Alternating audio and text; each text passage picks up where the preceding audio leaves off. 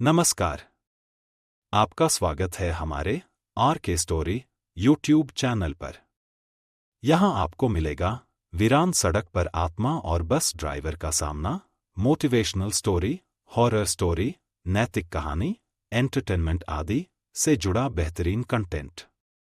हमारा मकसद है आपको मुख्य उद्देश्य जैसे जानकारी देना, मनोरंजन करना, नई चीजें सिखाना आदि और एक शानदार अनुभव देना। अगर आपको हमारा कंटेंट पसंद आए तो लाइक, शेयर और सब्सक्राइब करना न भूलें और बेल आइकन दबाएं ताकि आपको हर नया वीडियो सबसे पहले मिले। आपके सपोर्ट से हम और भी बेहतरीन कंटेंट लाते रहेंगे। धन्यवाद।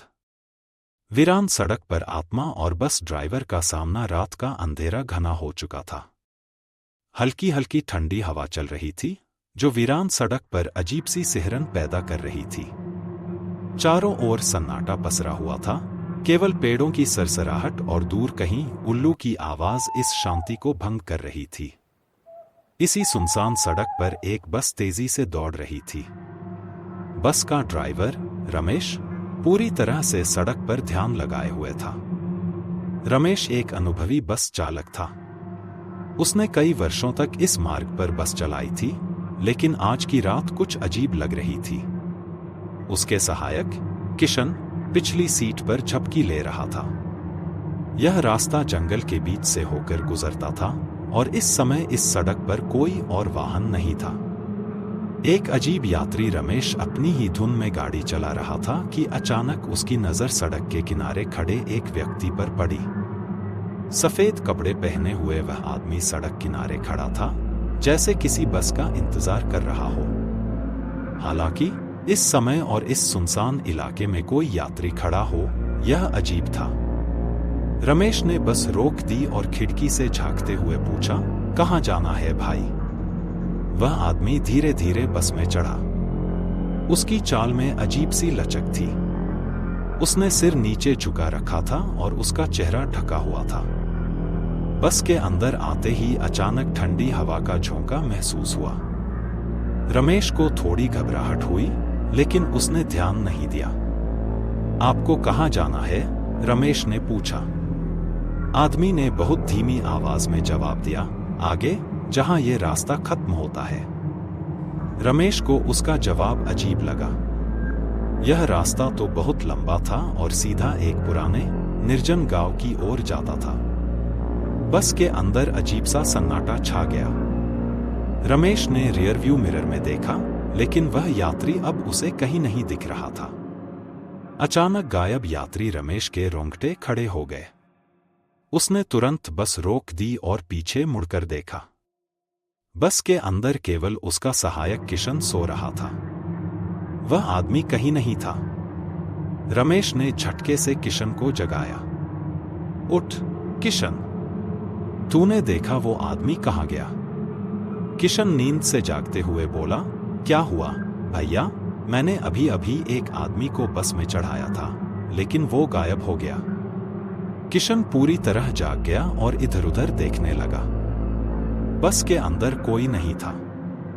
रमेश का माथा ठनका। यह सब क्या हो रहा था? क्या उसने वाकई किसी को बस में चढ़ाया था या यह उसका भ्रम था? सड़क पर भटकती आत्मा रमेश ने बस स्टार्ट की और आगे बढ़ा दी। अब वह पूरी तरह सतर्क था। कुछ दूर चलने के बाद अचानक उसे फिर वही सफेद कपड़े वाला आदमी सड़क के किनारे खड़ा दिखा। इस बार रमेश का दिल तेजी से धड़कने लगा। यह कैसे हो सकता है? वह आदमी तो अभी बस में चढ़ा था और गायब हो गया था, फिर वह यहाँ कैसे खड़ा हो सकता है? रमेश ने बस की स्पीड बढ़ा दी, लेकिन जैसे ही वह आदमी पास आया, बस अपने आप धीमी होने लगी। ऐसा लग रहा था जैसे किसी ने बस की रफ्तार पर काबू पा लिया हो। भैया, ये क्या हो रहा है? किशन डर के मारे कांप रहा था।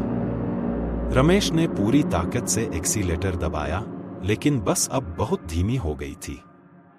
तभी वह सफेद कपड़े वाला आदमी धीरे धीरे बस के सामने आ गया और उसकी आंखें लाल चमकने लगीं। भय का चरम बस अचानक झटके से रुक गई। रमेश और किशन दोनों कांप रहे थे। आदमी अब बस के ठीक सामने खड़ा था और फिर वह धीरे धीरे हवा में ऊपर उठने लगा। रमेश और किशन ने डर के मारे अपनी आंखें बंद कर लीं। अचानक एक भयानक चीख पूरे माहौल में गूंज उठी और फिर सब कुछ शांत हो गया। जब रमेश और किशन ने धीरे धीरे आंखें खोली तो वह आदमी गायब हो चुका था। बस भी अब सामान्य रूप से स्टार्ट हो गई थी। रहस्य का खुलासा डर के मारे दोनों ने बस तेजी से आगे बढ़ाई और कुछ ही देर में एक गांव में पहुंच गए। वहां एक ढाबे पर बस रोककर वे दोनों बाहर निकले और पानी पिया। ढाबे के मालिक ने उन्हें घबराया हुआ देखकर पूछा, क्या हुआ भैया, इतने डरे हुए क्यों लग रहे हो?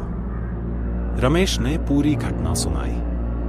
ढाबे का मालिक यह सुनकर गंभीर हो गया और बोला, तुम जिस आदमी को देख रहे थे वह कोई आम इंसान नहीं था। कई साल पहले इसी सड़क पर एक बस दुर्घटनाग्रस्त हो गई थी। उसमें एक यात्री था जो बचने के लिए बस से कूद पड़ा, लेकिन तेज रफ्तार ट्रक से कुचल गया। तब से उसकी आत्मा इस सड़क पर भटक रही है और राहगीरों को दिखाई देती है। रमेश और किशन के चेहरे का रंग उड़ गया। वे अब समझ चुके थे कि उन्होंने किसी आत्मा से सामना किया था।